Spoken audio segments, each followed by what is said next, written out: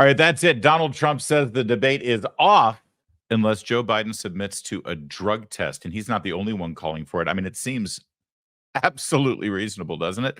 We're going to give you all the details on that. Plus, if this debate is about the economy, stupid, well, Karine Jean-Pierre is doing her best to sort of smooth the road and lie about what this economy is really doing. You'll see what she had to say just this morning on her favorite network, MSNBC. Plus, Van Jones absolutely stuns a panel on CNN by being honest. And a whole lot more. No, wait, I'm not going to give you a whole lot more. I'm going to tell you what the whole lot more is. Oh, yeah. You'll never guess who CNN is just fine with having on the show.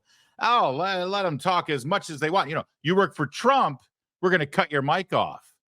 But wait till you see who CNN loves having on whenever possible. We're going to get to all of that, plus have a little bit of fun. We're brought to you by the Electronic Payments Coalition. I'm Larry O'Connor. You can call me Larry. Well, we're kicking ass right now, streaming live on Rumble because it's noontime Eastern, and that's what we do when we can, which is most days. If you're watching us after the fact, thank you so much for doing that. Thanks for sharing our video. A lot of you have been sharing this on social media. We're also streaming live on X and Facebook now, too. We've added that to the live stream mix. And if you're watching on YouTube after the fact, man, our full episode podcast viewers on YouTube have really been growing exponentially, and that means the world to us. And it's not because of anything we're doing, it's because everything you're doing. And it's so simple what you do. You like the video, you leave a comment on the video, you engage with other people commenting on the video, and when possible, you share. And if you haven't subscribed yet, well, subscribe so you don't miss an episode. Thank you so much for that. Appreciate it. Joe Biden needs to be tested for drugs before this debate because, let's face it, we see this guy every single day. We see that it's a weekend at Biden's situation every day of our lives for the last 3.5 years. And then he's got a really big, important appearance, like a State of the Union. And suddenly he shows up acting like he's, like he's like Speedy Gonzalez flying around the room, trying to, who knows? Where did this guy come from? He's certainly not like that all the time. And it's got people scratching their heads.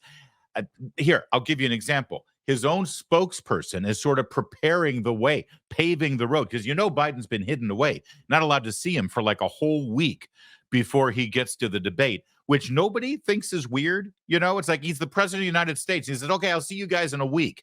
You're not going to see me. You're not going to hear from me. I'll have an intern tweet for me.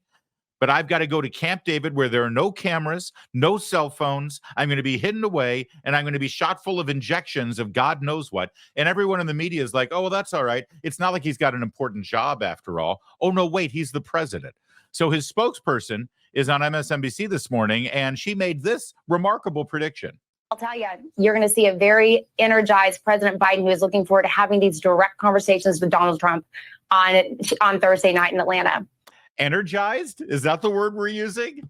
You're going to see a very energized Joe Biden. In other words, if he seems like he's hopped up on something, if he's shot full of caffeine or Red Bulls or Adderall or, don't be surprised. Don't be surprised if the guy who has been sleepwalking through the last 3.5 years as the commander-in-chief is suddenly like, Flo-Jo running down the 100-meter hurdles at the Olympics. That's a dated reference, but she's an American hero, rest her soul. So Donald Trump sees this. He takes to True Social, and he's like, energized? Energized, Joe Biden? Really energized? And then he posted this. Drug test for crooked Joe Biden? I would also immediately agree to one, and that is the point. You see, when one side of the equation is more than willing to open up a vein and say, yeah, go ahead, take my blood, take a pint of my blood, just test a little bit of it, donate the rest to the Red Cross. I don't care. Sell it on eBay. It doesn't matter. I'm an open book. I'm completely transparent. I'm not on anything. Go ahead and test me. And the other side is, how dare you? How dare you suggest such a thing? Well, of course we won't submit to that. That's just psychological warfare. There's no reason why you should even be to even suggest that this person is on drugs. Well, of course we won't submit to a test, but how dare you even suggest such a thing? See, they're hiding something, and we know they're hiding something. You don't have to have a medical license to recognize that something's going on with Biden. Donald Trump earlier actually talked about the drug test. and suggested exactly why Joe Biden should open a vein to prove to the American people that he's not wired on something. Remember that idiot from CNN? Oops, I shouldn't say that. I'm doing a debate for them. They'll be slightly tougher. No, I have fake Tapper as they said, I just want to debate this guy, but and I'm going to demand a drug test too, by the way. I am. No, I really am. I don't want him coming in like the State of the Union. He was high as a kite. I said, is that Joe up there? A beautiful room. And by the end of the evening, he's like, well, it was exhausted, right? No, we're going to demand a drug test. But fake Tapper and these people, they're going to be fine. They're going to be fair. I think they're going to be fair. And if they're not, you have to deal with it, right? You have to deal with it. You have to deal with it. The guy is just objectively funny, though. I mean, come on. What is this? Look it up. He's high as a kite. Is that Joe up there? But he's right. I mean, sorry, that doesn't happen by accident. It's not just circumstance. He can barely shuffle on and off a stage and barely put words together. He freezes. His brain freezes. His mouth freezes. He doesn't know where he is. No, and they're not cheap fakes. This is an obvious situation. And then suddenly he shows up and he's fine. Well, one person who knows about this, not just from a layman's perspective like you and me, but someone who has been there in the room with presidents of the United States. Now he's a congressman, Ronnie Jackson. So Congressman Ronnie Jackson, before he had this gig in the House of Representatives, he was the personal physician, not just to President Donald Trump, but also to President Barack Obama, and I believe in the final years of President George W. Bush's term. He's a retired admiral in the Navy and a doctor, and he was on Maria Bartiromo this weekend, and he just said it flat out. The president of the United States should undergo a drug test before this debate. The American people have the right to know. I have sent 5 letters previously asking for President Biden to submit to a cognitive test, very similar to the one that President Trump got while he was president. And all 5 of those letters have gone completely ignored. So tomorrow I'm sending a letter to President Biden, to his physician, Dr. O'Connor, and I'm CCing his entire cabinet. And it's embarrassing that I have to do this, and it's really embarrassing as a former White House physician to have to do something like this, but we don't have any choice based on what's going on. But I'm going to be demanding on behalf of many millions of concerned Americans right now that he submit to a drug test before and after this debate, specifically looking for performance-enhancing drugs. Because we've seen recently in his State of the Union address that there was a Joe Biden that came out that was not similar at all to what we see on a day-to-day basis for the last 3.5 years. And there's just really no way to explain that other than he was on something, that they give any medications. I feel like this is probably what's going on over this week at Camp David. He's going to be at Camp David for a full week before the debate. Part of that is probably experimenting with, just getting the doses just right, because, they have to treat his cognition. They have to give him something to help him think straighter. They have to give him something to wake him up, for his alertness. And then, he's been agitated. We see that all the time, and that's a common symptom or sign of this cognitive disorder that he seems to be suffering from. And so they're probably going to give him something to take the edge off that as well. Yeah, I mean, listen, this is objectively, obviously true. And if you don't believe your own lying eyes, well, listen to Ronnie Jackson. Again, he's a medical doctor. He has treated presidents before. In fact, before he became a congressman, his biggest claim to fame was when the mainstream media, people like Jake Tapper and Dana Bash, the moderators of this week's debate, when they were calling for the 25th Amendment to be invoked, right? Because Donald Trump was clearly incapable of being president, because the Russian collusion thing didn't work, and the P-tape in Moscow bed with the prostitutes didn't work. The Russian dossier thing didn't work. The income tax report returns didn't work. They tried all these things to get rid of Donald Trump, overturn the election, reverse the will of the American people because they hate you so much. Those things didn't work. So then they resorted to, well, he's just mentally incapable of being president. We need to invoke the 25th Amendment. The cabinet, you remember all of that? And they said he's just cognitively incapable of Trump. They've never mentioned it with Biden. The corpse we see rolled out on a daily basis. drooling on camera and stammering and unable to remember people's names and literally locking up and freezing, has to be snapped out of it by Barack Obama or Dr. Jill, looking like he's doing a little squat and God knows what's going on in the Depends. No, that guy, they're fine. They never mentioned the 25th Amendment with him, but they were beating the drum every day, and they brought on doctors on television who never even examined President Trump to actually give a completely unqualified and uneducated diagnosis of the man by watching him on television. And they said, yeah, he's incapable. He should take a cognitive test. Well, my point is, when they were all saying that, what did Donald Trump do? He took a cognitive test. He actually did. And Ronnie Jackson, his personal physician, went out to the briefing room, delivered the results, and then answered any question that any person in the media had for like over an hour. Now, compare that to what we see right now. Not only do you not hear the media calling for a cognitive test against this man, who, by the way, if you didn't know this, has had 2 brain surgeries in his lifetime. Did you know that? Yeah, they don't talk about that much, do they? He's 81 years old. He's had 2 brain surgeries, and he's been through quite a bit in his lifetime. He's an old 81, okay? And just by appearances, he looks like he's missed not just a step, like a leap, right? But the media never asked for him to take a cognitive test. And you heard Ronnie Jackson there, Ronnie Jackson, the congressman and doctor, person who was actually examined and given a clean bill of health to various presidents, both Republicans and Democrats. You heard him mention Joe Biden's physician, Dr. Kevin O'Connor, no relation. Now, let me play you a little bit of video of Dr. Kevin O'Connor when he did a full briefing to the media, answering every reporter's question from the White House press pool. Here we go. Oh, I'm sorry, I can't do that. That video doesn't exist because that's never happened. Dr. Kevin O'Connor, the doctor for the President Joe Biden, the oldest president in the history of the United States of America, and a man who has had 2 brain surgeries, Dr. Kevin O'Connor has never once submitted himself to the media to answer one single question about the health of this man. In fact, I don't even know what he looks like. He's never even appeared. He just issues an annual letter, a 1 or 2 paragraph letter saying, yeah, he's fine. Everything's fine. Don't worry about it. Everything's fine. So that's why Ronnie Jackson says drug test Biden. If President Biden has to be medicated to make it through the debate, the voters deserve to know, and he has no business being president. We need transparency, and that ultimately is what's going on here. They're not afraid that you're going to find out that he's shot full of drugs to do the debate. What they're afraid of you knowing is that he's shot full of drugs to perform his job.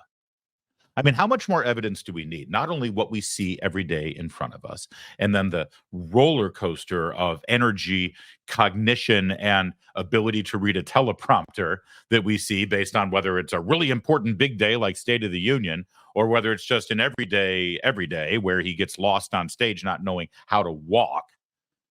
And then, of course, you've got the report from the special counsel, Robert Hur, the U.S. attorney, who said, yes, Joe Biden broke the law with regard to mishandling of classified documents, but I'm not going to bring charges against him because the man can't even remember when his own child was born.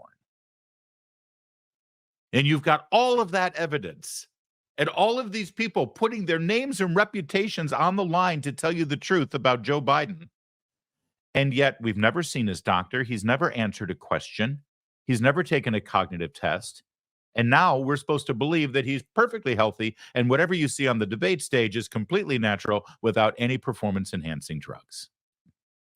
Congressman Andy Ogles actually joined his colleague Ronnie Jackson yesterday on Newsmax calling for the drug test. Congressman Andy Ogles joins us now. Welcome to First Edition. Thank you for joining us. Absolutely. Thank you for having me. So your bill is so incredibly timely, especially ahead of the debate. I read one poll, actually by the Daily Mail. They said over 70% of Americans believe that both candidates actually should be tested. But specifically, we're talking about Joe Biden here. Do you think your bill will pass? Well, to be determined, but, this is an important conversation that we have to have on behalf of the American people. We know the president is in cognitive decline. You see it on full display.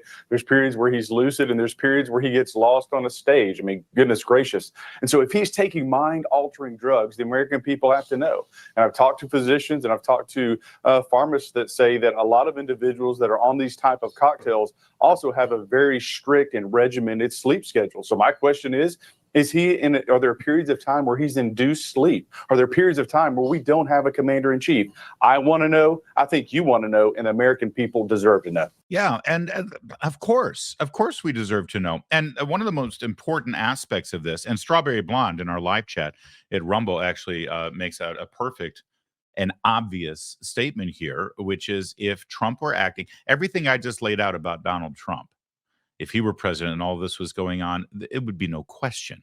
He'd have to open a vein every morning when he woke up and got tested, right? It would be like he's at the Betty Ford Clinic or something, or he's playing on a Major League Baseball team. 100%, Strawberry Blonde, you're completely correct.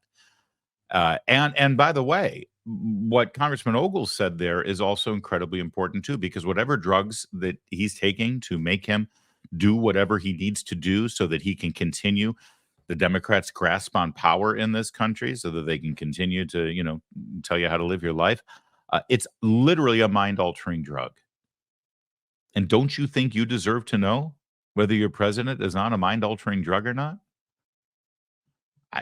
Seems like a silly question to ask, and it's not a hypothetical, sadly. It's the reality that we're living in right now.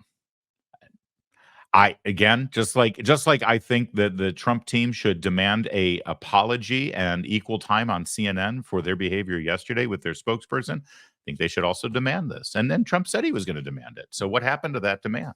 Why not? I mean, listen, Biden has gotten every demand he asked for in this debate. Trump's asking one thing and one thing only, and he's willing to undergo it himself. Drug test. Take some blood, get a drug test. Let's see what happens. And of course, the Biden team will never do it. And why? Well, you know why. Now, there's no doubt at the debate this Thursday, one of the main topics of conversation will be the economy, specifically the inflation that was created under President Joe Biden. And Karine Jean-Pierre, in her role as White House Communications Director, she showed up on MSNBC this morning to sort of set the table for everybody and try to rewrite history. In other words, lie. She, along with Willie Geist, her partner in crime, sort of set up this entire scenario where Willie Geist said, hey, I bet you Trump's going to say this Thursday. What should the response be? Now, let me just remind everybody, Karine Jean-Pierre does not work for the campaign. She works for the White House. She's a taxpayer-funded employee. And she's up there playing hypotheticals. Well, if the question is this at the debate, then I think Joe Biden should say this at the debate. That seems totally kosher.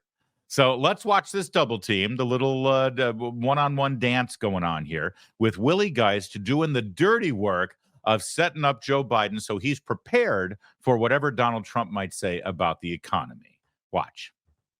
President Trump can talk policy on Thursday, which remains an open question. We'll see what kind of performer he is that night. One of the places he's undoubtedly going to go is to inflation, which everybody across the country is feeling, despite all that economic data we talk about all the time that is so strong.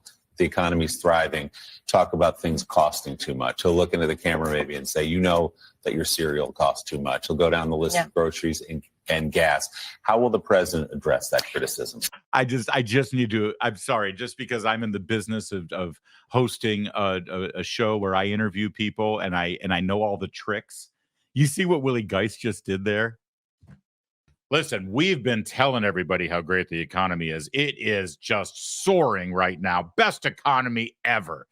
But, it's possible that Trump might go up there and, what a dirty trick this would be. He's going to remind people that everything costs more.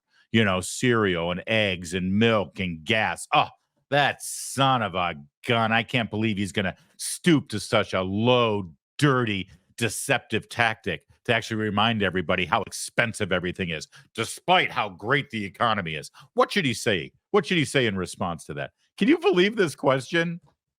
Is this an interview or is this a full body massage?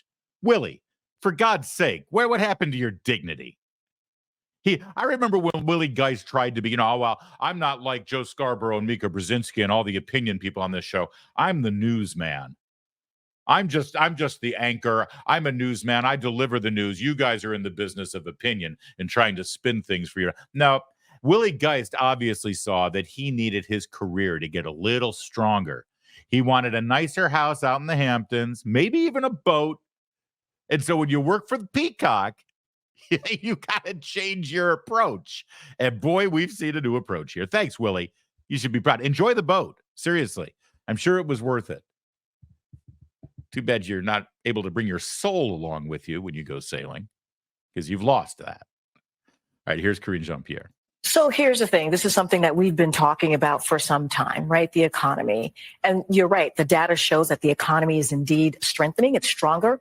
And we understand that we came out of a pandemic, a once in a century pandemic. And the work that this president did from the American Rescue Plan to the bipartisan infrastructure legislation to the Inflation Reduction Act, all of these historic pieces of legislation has helped this country get back on its feet.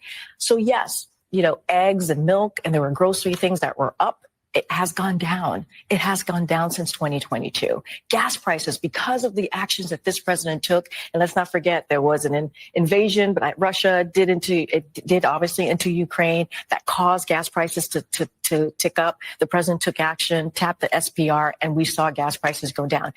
The president has met the moment with every issue that we have had in front of us. All right, I'm going to let you finish, but I got to respond to all of those fake talking points that you just heard. First of all, did you notice, inflation has gone down from 2022. Wait a minute. You took office in 2021. How did it get up? How did it go from 1.7 when Trump left the White House to the sky-high inflation that you're now bragging about has come down? And it really hasn't come down. It's just growing at a smaller rate. That's how inflation works. The fact of the matter is everything you buy right now costs about 30% more than it did. And in other things like oil and gas, as she just mentioned, it's even more. Oil and gas spiked, but we brought it down by tapping into the Strategic Petroleum Reserve. She calls it the SPR, because she thinks she can fool you, because when you hear Strategic Petroleum Reserve, you recognize that they were completely reckless and irresponsible, tapping into that reserve of petroleum that we keep in this country for national emergencies. And the national emergency was the 2022 midterm elections. Biden needed to tap into it to bring oil prices down temporarily so that his party didn't get hammered as bad as it was going to in November of 2022. Then the gas prices went back up again. But she doesn't tell you that part of the equation. The fact of the matter is she's sitting here trying to tell you how strong the economy is and then tries to do this pivot. Oh, sure, things cost more. Well, wait a minute. How can the economy be so strong if everything costs more? And why does everything cost more? She just tried to tell you that all of these spending, the bipartisan infrastructure bill, which was garbage, the Inflation Reduction Act, which wasn't an Inflation Reduction Act, it was in fact an Inflation Growing Act, an Inflation Expansion Act that was really all about giving sweetheart deals to the big donors of Joe Biden and the Democratic Party who make solar panels and design electric vehicles, which of course don't have any charging stations because all the money they set aside for those charging stations is sitting there being wasted. And we've only got 7 charging stations to show for it. And what do charging stations have to do with the Inflation Reduction Act? I'll never know, but it doesn't matter, because she just told you that spending all of that money that the government doesn't have is what helped the economy. But that's exactly what gave us inflation. Because anytime you have inflation in your economy, it's because the government is spending money that they don't have. That's the only reason it happens. It has nothing to do with the free market demands on products or services. It's because the government is screwing around with the economy. All right, so I've translated everything Karine Jean-Pierre just said for you. Now I'll let her finish her lies. The president obviously talks about that often. He's going to have another opportunity on Thursday to speak to those issues. And look, talking about Donald Trump, I just mentioned the Dobbs decision. The reason why we have chaos right now after the Dobbs decision, the reason why after Roe v. Wade was overturned after it being constitutional law for 50 years, is because of what Donald Trump did in his administration. And now IVF is on the line. Contraception is on the line. I was thinking about when I was sitting here before starting this conversation, there's some of us who have young children. Can you believe that we have more rights? We had more rights growing up than our kids. That's because of the Trump administration and what they were able to do. So there's a lot here. There's a big contrast in what we're trying to do on behalf of the American people, majority of Americans, what they want to see, and what we see congressional Republicans, extreme Republicans. This is a talking point that you're going to hear a lot, that our children have fewer rights than we did growing up. And of course, there's only one so-called right they're talking about, and that's the right to kill children before they're born. That's all they care about, and they're blaming it on Trump. And they love it to call it chaos. This is chaos we're living through right now. Texas has 10,000 new babies that would have been killed if it weren't for Donald Trump. That's chaos. You have to have a wicked, Marxist, evil political ideology to call the birth of babies chaotic. But let's just expand this talking point for a moment.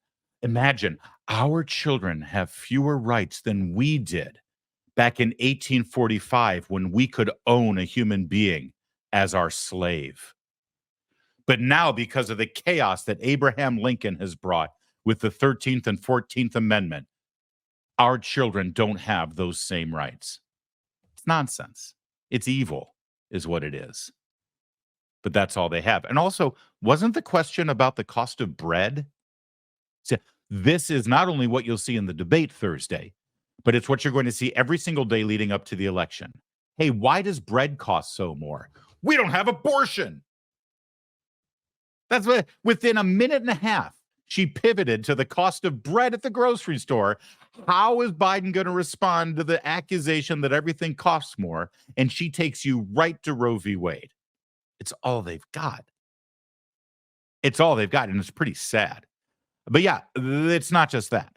Every single thing that makes you unhappy right now in this country, having to do with the economy or the border or crime or education or all of it, everything is all going to be blamed on Donald Trump. It's like these people haven't even been in office for 3.5 years. Everything is Trump's fault. It's amazing how powerful this guy is. So yes, eggs and milk, and there were grocery things that were up. It has gone down. It has gone down since 2022. Gas prices, because of the actions that this president took, and let's not forget there was an invasion, but Russia did obviously into Ukraine that caused gas prices to tick up. The president took action, tapped the SPR, and we saw gas prices go down. I stand corrected. Trump and Putin. I love that they haven't abandoned that talking point. Remember when it was called the Putin price hike? See, inflation was everybody's fault except Joe Biden, except for his spending, except for him going down to the basement of the White House, printing new $100 bills and throwing it out into the economy, thus causing the value of the dollar to decrease, which is the definition of inflation. Now, it's not his fault. It's Putin's fault. It's Trump's fault. It's greedy corporations' fault for trying to profit. Secretary of the Treasury, Janet Yellen, she was asked about grocery store prices, and her answer was hilarious.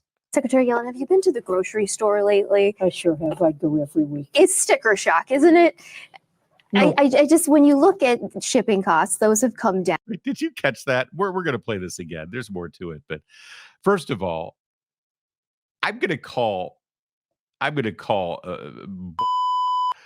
Janet Yellen going to the grocery store once a week. Does anyone believe that Janet Yellen goes to the grocery store, gets her little shopping cart, and throws a box of rice-a-roni in there for her weekly grocery spending? Janet Yellen does not go to the grocery store every week.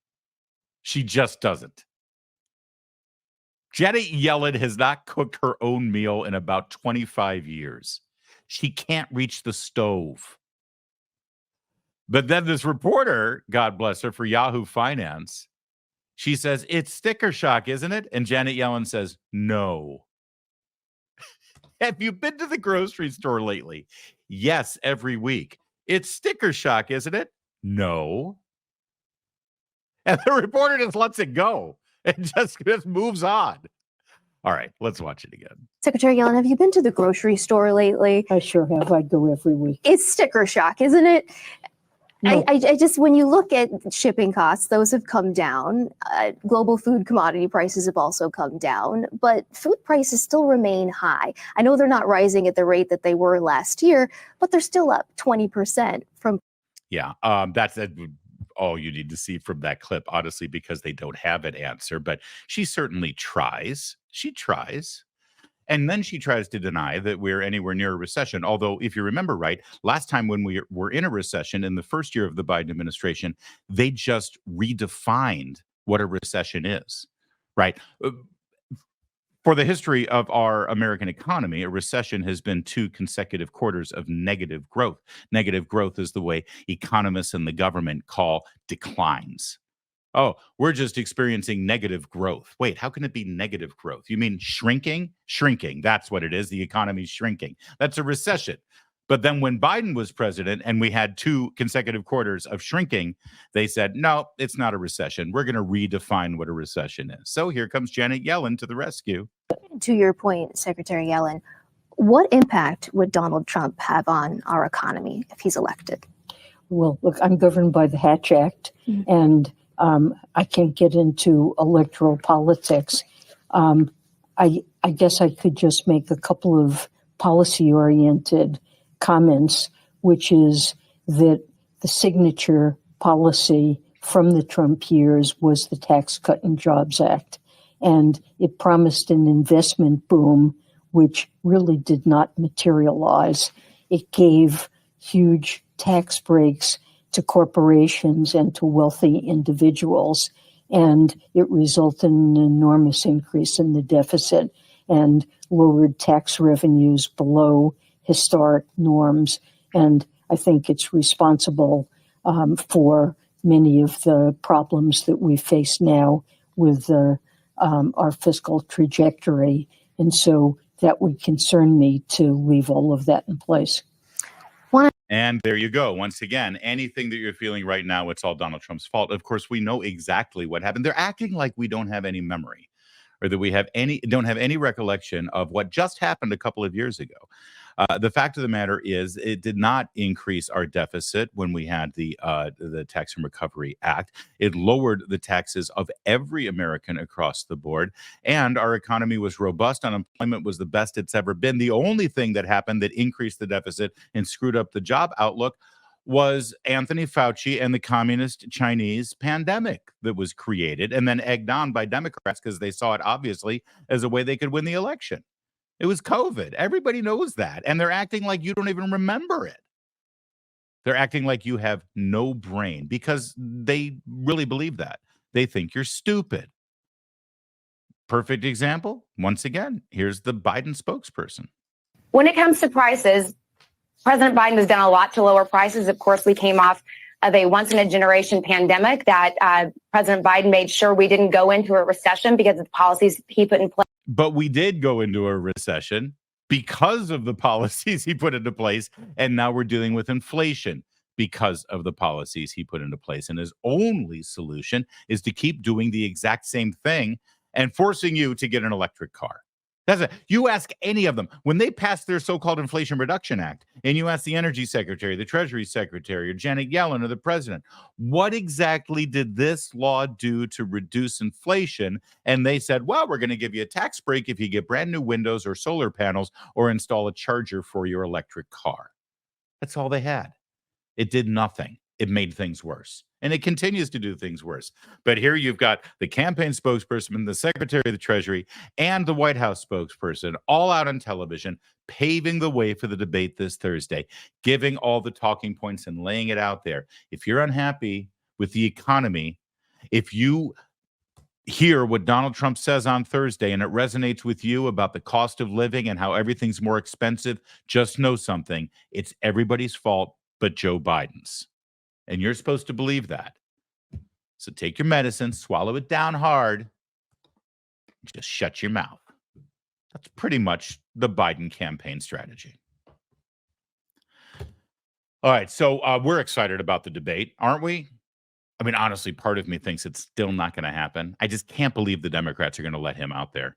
He must be so pumped up and wired with whatever to make it through. That said, people who are in the business of news, who talk about the news, talk about politics, or do a show like this, we're very excited. This is going to be a gold mine of material to work with. And, one of our colleagues, Charlemagne the God, he's a morning radio host syndicated mostly to African-American stations around the country. It's called the Morning Club. No, the Breakfast Club. That's what it's called. He is very excited about the debate. And here's his commentary on what you're about to see. But President Biden versus Donald Trump is going to be must-see TV. And I'm going to tell you something, man. I saw something today where they said that they're going to moderate the conversation by muting the person so they can't interrupt. And there's not going to be no notes, no help from aides in between. So this shit is like a real live freestyle battle. Good luck, President Joe Biden. Yeah. I mean, good luck. The muting of the mics helps Biden a lot more. Yeah. No, it doesn't. So because the interruptions from Trump will just throw him off. Don't matter. He gets thrown off already. It don't matter. Here's the thing. Do you not want Trump to be interrupted? So you're thinking about it one way.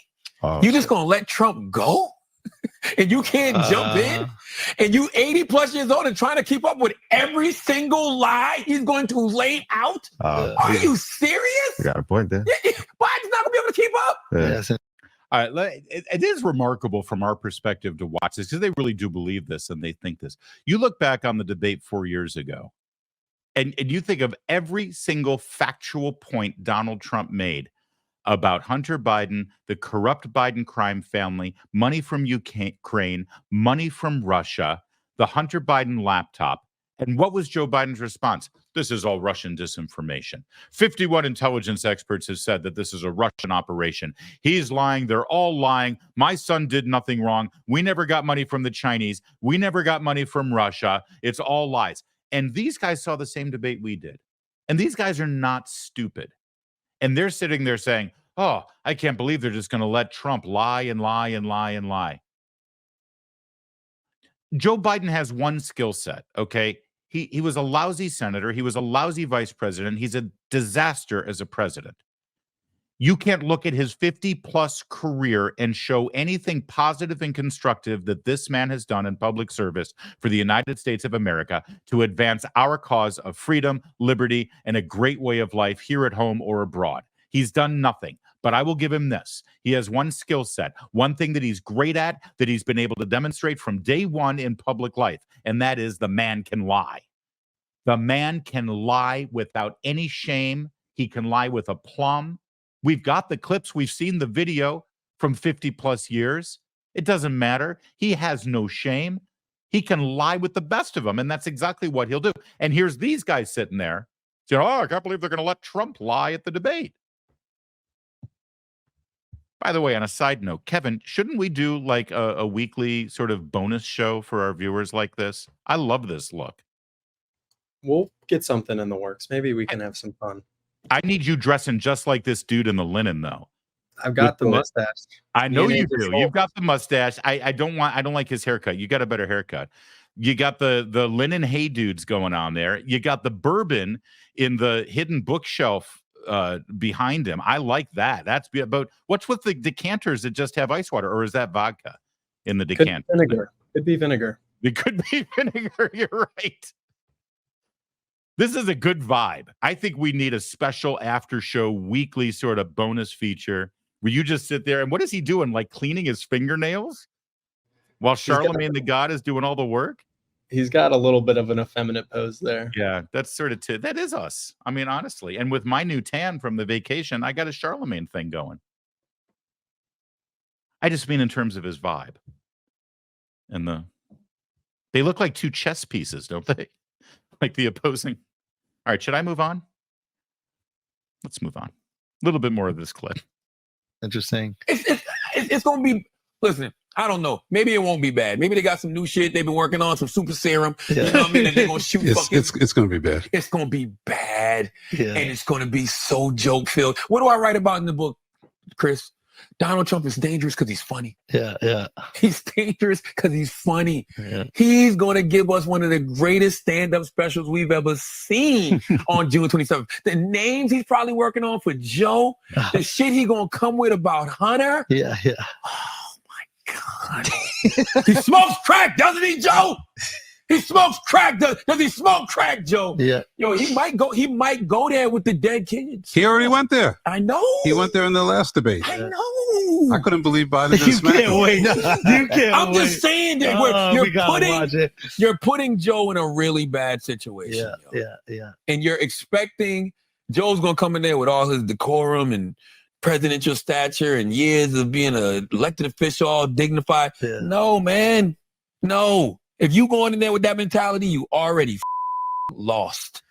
Joe Biden with his decorum and his even temper. Have they not been watching this guy screaming with veins bulging and his face turning red as he calls everybody who opposes him names and MAGA fascists and challenging people to push-ups behind the barn and all that? He's like, the guy's an absolute maniac the way he screams at it. He's got dementia. And they're like, oh, he's got such decorum. Decorum? He is right about one thing, though. Trump's superpower is his humor. It is. He's a likable guy. Even if you don't like him, you got to laugh at his delivery and some of the stuff he comes up with. At this lie that he's going to go after, what is this? The dead son? Donald Trump has never said anything about Beau Biden, Joe Biden's dead son. This is another lie that Joe Biden either twisted or because he's so brain-addled came up with. When Donald Trump was attacking Hunter Biden, the crackhead criminal, convicted felon, when he went after him, Joe Biden pretended like he was attacking his deceased son, which he was not. And now suddenly it's become this urban legend that these two morons have perpetuated. Listen. Like these two, the rest of the mainstream media are consistently wrong. They were wrong about Hillary Clinton. They are wrong about Joe Biden. They are wrong about Democrats. And most importantly, they are wrong about Donald Trump. Well, and actually even more importantly than that, they're wrong about you. They have never understood you. They have never understood or even cared to try to understand the Trump voter and the Trump supporter. Now, Frank Luntz earlier today was on CNN and sort of echoed those. And by the way, Frank Luntz is often wrong about all of this stuff, but at least he is self-aware enough to actually point it out to everyone else in the room. If I win, I am going to instruct my attorney general to get a special prosecutor to look into your situation. It's just awfully good that someone with the temperament of Donald Trump is not in charge of the law in our country. Because you'd be in jail. What is it about these moments? What is it about those moments you think struck a chord and had such an impact? What does this represent? Because nobody expected Donald Trump to say that. And the pundits really condemned him for doing it. And our voters said, wait a minute, he's holding her accountable. It's about time that politicians are held accountable. That's one of the great frustrations in America. That's why we're so angry, because we think politicians will say and do anything and then actually do exactly the opposite of what they promise. Even if he's kind of suggesting would be like directing his Justice Department to go after a political opponent. And that's exactly what the pundits said. Mm-hmm. And the voters said, he's actually going to do this. I want someone who's that tough, who's going to look me straight in the eye. And the opposite was Barack Obama.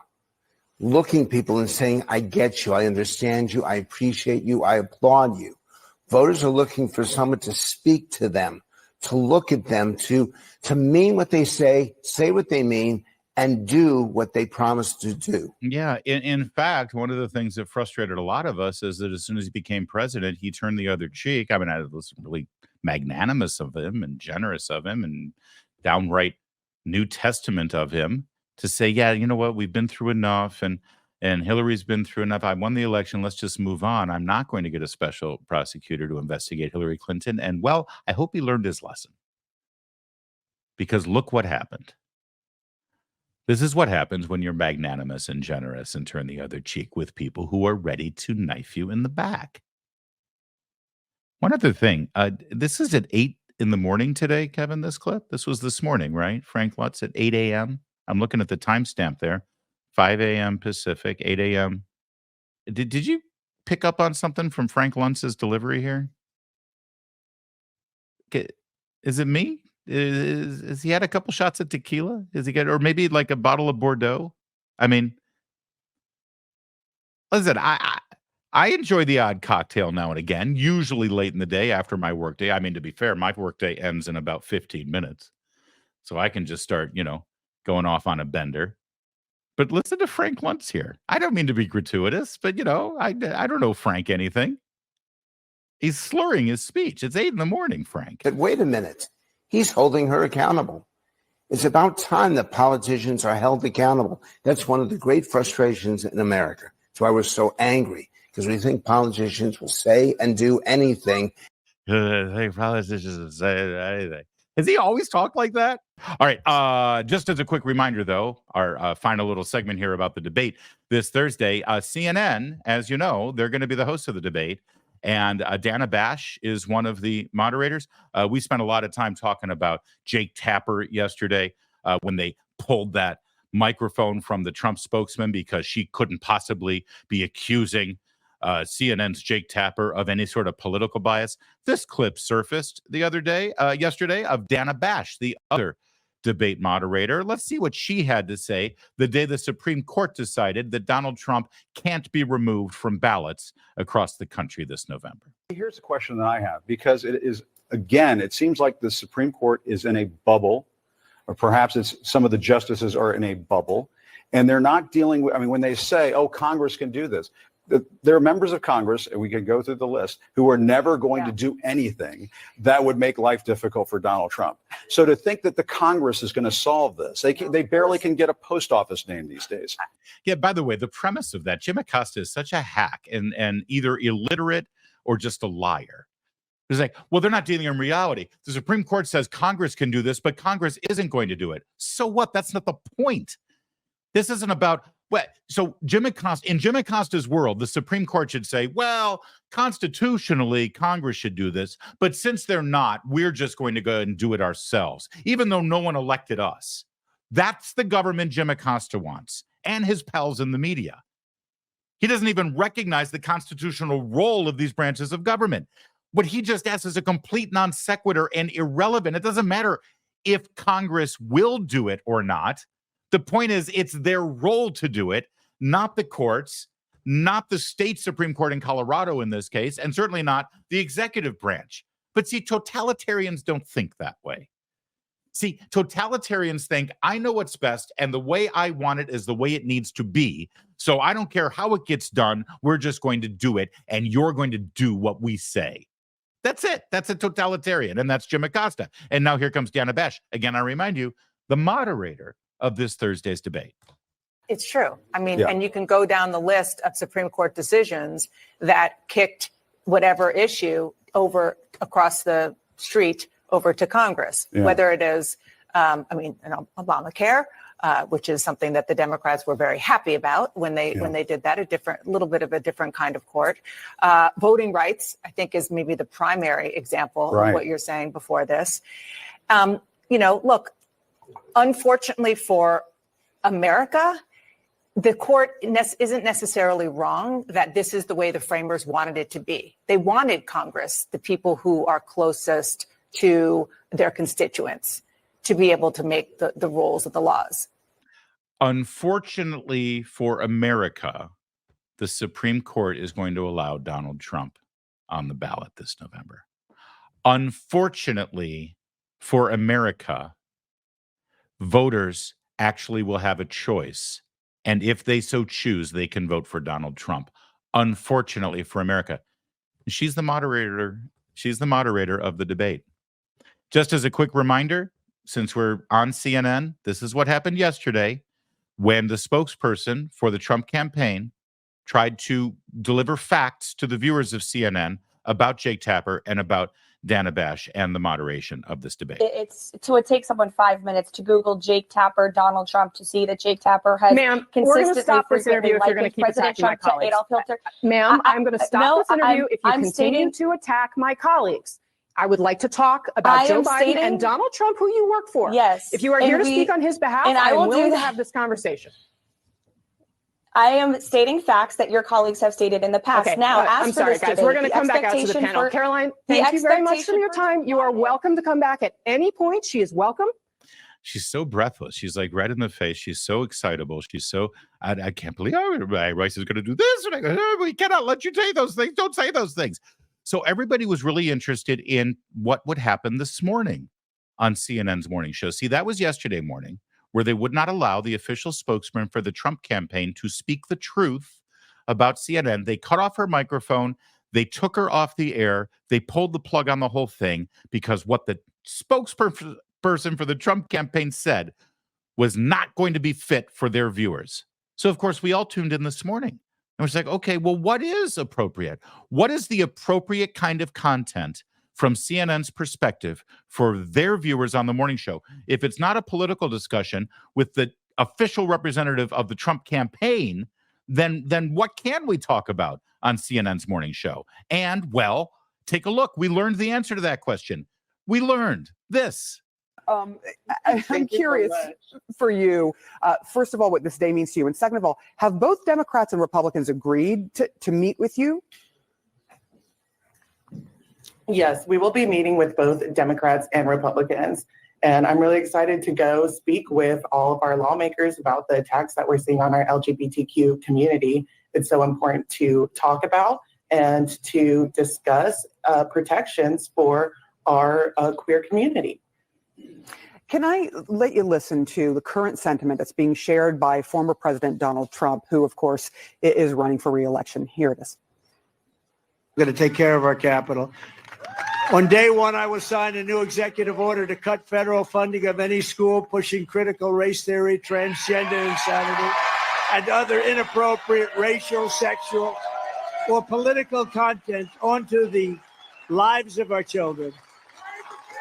In those three things, he mentions what he calls transgender insanity. If he's voted in as the next president, what will that mean to you?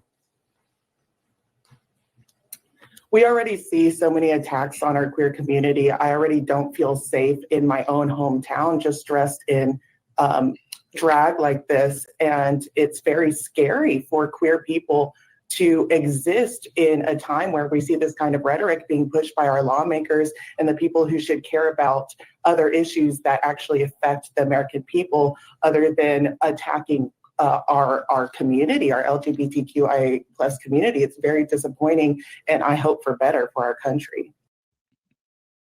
Well, I mean, that's Brigitte Bandit. As you can see, show host and producer. I believe at some point it said drag queen as well, and LGBTQIA++ activist. And you just heard Brigitte there lament the fact that he can't walk down the street of his town dressed like that. That people look at him funny when people look at him funny when he walks down his street dressed like that. He just wants people to leave him alone and let him live his life, right? Why do you want to stare at me when I'm dressed like this? Leave me alone. And that, again, spokesperson for the Trump campaign, not allowed to speak. But that segment right there, well, this right here, this is CNN. Did I mention that they're hosting the first presidential debate this Thursday? Hey, Van Jones works for CNN, and he had a really remarkable moment that stunned everyone at the network last night.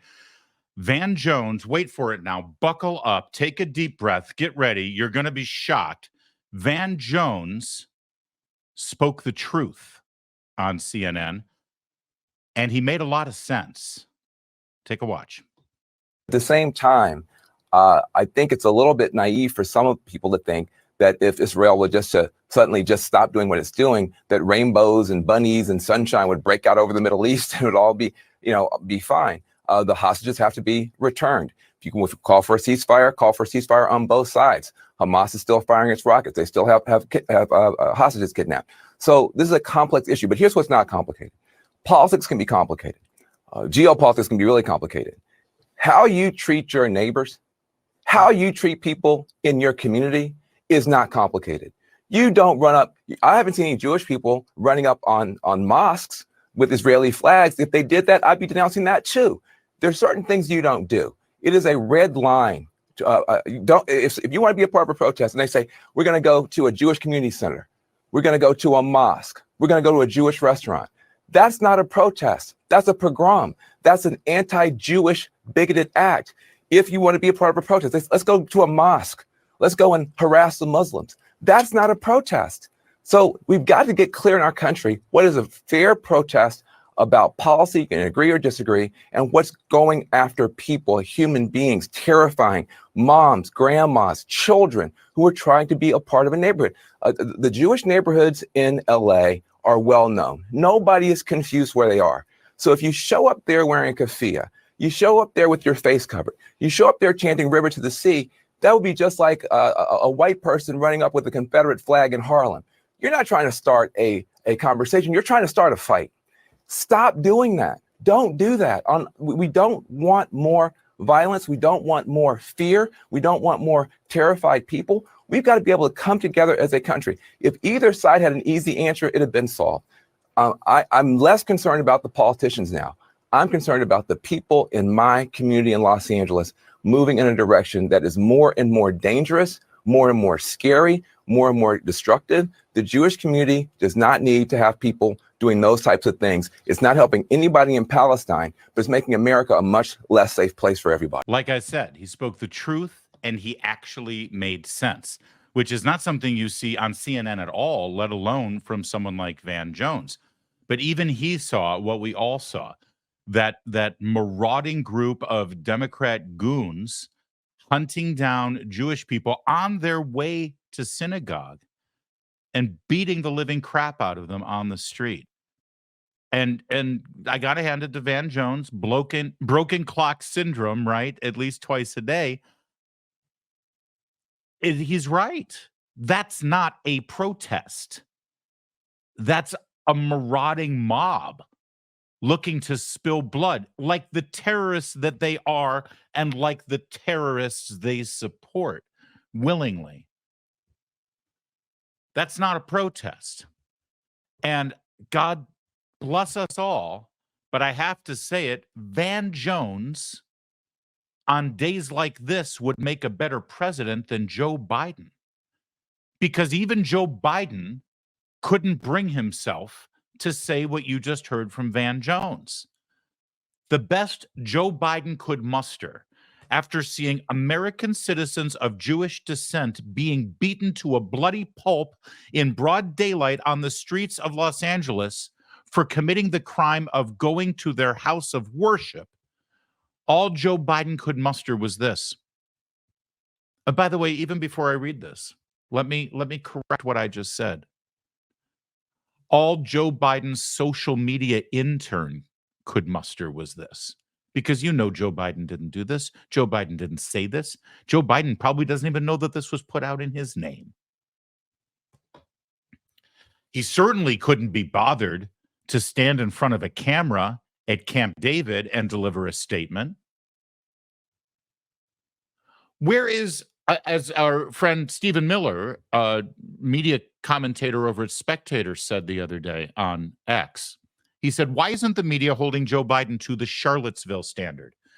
You know, they demanded that Donald Trump go out there multiple times and deliver various statements condemning the racial and religious violence that they saw in Charlottesville, which, by the way,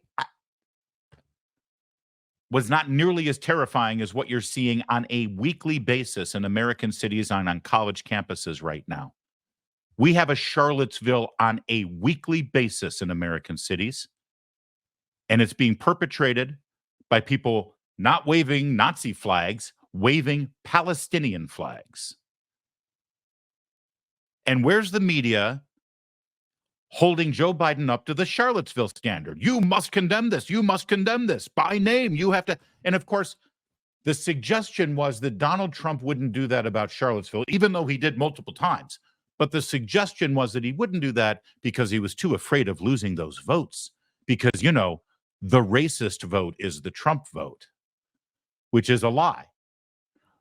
When in reality, the actual fact of the matter is Joe Biden is terrified of losing the so-called Palestinian vote. He's terrified of losing the pro-Hamas vote. It's an open secret. Everybody talks about it openly when they're giving political analysis. Oh, well, Joe Biden has to be real careful here. He doesn't want to use the youth vote, and he doesn't want to lose the vote in Michigan, you know, Rashida Tlaib's district. That's the, you know, pro-Hamas Arabs that live there. Everybody knows that. So again, once again, what they falsely accused Donald Trump of is in reality what we're seeing play out right now in real time with Joe Biden. He is terrified of losing the vote of the people who are perpetrating the violence in the name of Hamas. Literally. So his social media intern was able to put this out.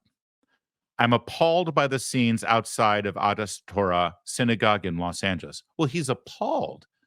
I mean, that should be enough for everyone, right? Thank God. Something's going to be done. He's appalled. Intimidating Jewish congregants is dangerous, unconscionable, anti-Semitic, and un-American. Americans have a right to peaceful protest. See right there. This is where he could have left that first paragraph, and it would have been better than nothing. But then he immediately has to say, Americans have a right to peaceful protest. Well, if I may quote that right-wing conservative Van Jones, this was not a protest. This is a group of marauding anti-Semites looking to spill some Jew blood. Americans have a right to peaceful protest, but blocking access to a house of worship and engaging in violence is never acceptable. Well, gee, thanks, Joe. Or thanks, Sasha. I'm guessing the name of the intern there that does the Twitter feed. That means nothing. It does nothing. It's even an equivocation. It doesn't name names. It doesn't say, I stand with these people. I condemn these people. It doesn't do any of that. And that's why, by the way, later tonight, when you're watching the election returns from New York, Jamal Bowman is predicted to go down in a burning fury. Jamal Bowman is the pro-Hamas anti-Semite who represents the 16th district in New York, and he's being challenged in the Democrat primary right now, mostly because he has neglected the people of that district on behalf of the squad and on behalf of the radical anti-Semitic left that Joe Biden is so concerned about. Well, this is the man who is running against Jamal Bowman, and listen to what he has to say about where his Democrat Party is moving right now. This race, I mean, if he loses, Jamal Bowman, he would be the first member of the squad who is not returned to office by his constituents. What does that say about your party and what Democratic voters want to see if that happens? I think what it says is that Jamal Bowman got out of step with the district. He stopped working the needs of the district. He stopped caring about every one of the municipalities and the residents there because there's a certain amount of national image that he seems to care more about, that he's out there as a spokesperson for a point of view rather than representing people who have legitimate needs in the Bronx. So you don't think it's a referendum on progressive politics of your party? Well, let me just say this, Caitlin. I know this is probably below the level of interest for most of your viewers. What I've done in running Westchester County is extremely progressive. We've done a host of things. We passed a clinic access law for county government. We've passed access to counsel for indigent people, a host of things like that that mark us as the most progressive county in New York State. The positioning of this race as a progressive against an establishment conservative isn't accurate. It works because the demographics appear to be that, but not on the ground of what he's willing to raise money on wealthy people. Are you?